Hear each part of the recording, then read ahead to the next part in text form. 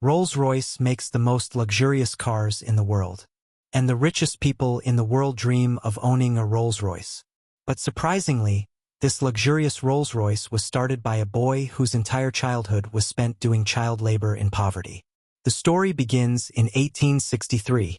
Henry Royce is born in a small village in England.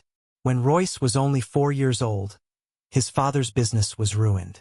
His entire family was on the streets. But this was just the beginning of problems. At the age of 9, Royce lost his father forever.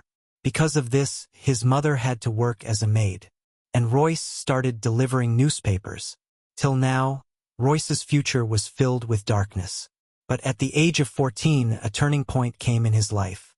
One of his aunts saw potential in Henry. She went to the Great Northern Railway Company and got Royce joined as an apprentice. In the next years, Royce worked day and night. He read dozens of books and worked in a factory. He learned carpentry, maths, and most importantly, electronics. At the age of 17, he became a fully capable mechanic. At 21, he was working as an engineer in a company called Maxim Western. But due to financial difficulties, the company was about to close. Royce had offers from many companies, but he decided to start his own electrical engineering business. With just £20 savings, he opened F.H. Royce and Company in Manchester with his friend Ernest Claremont. Initially, Royce repaired sewing machines, electrical fittings, etc. Then he saw the growing demand for electrical equipment and started manufacturing clamps, bulb holders, and doorbells. By 1900, the company sales crossed £20,000.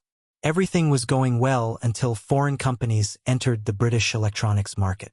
Competition increased, prices fell, and Royce's business crashed. His physical and mental health deteriorated. The doctor advised him to spend time in fresh air and buy a car to travel easily. Royce took a vacation and bought a French car, Decoville. This noise,